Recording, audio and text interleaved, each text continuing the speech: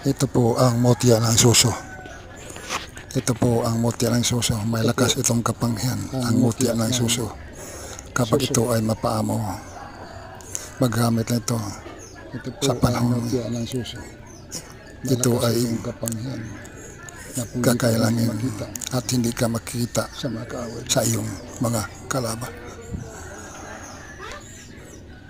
Ang mutyang suso ay bihira lang taong magkagamit nito. Kapag ikaw ay nagustuhan ng mutya ng suso, nabigyan ka kanyang kapangyarihan.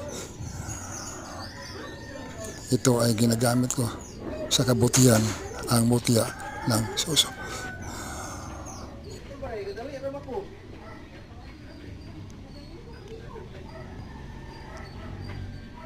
Magagamit lang ito kapag kinakailangan.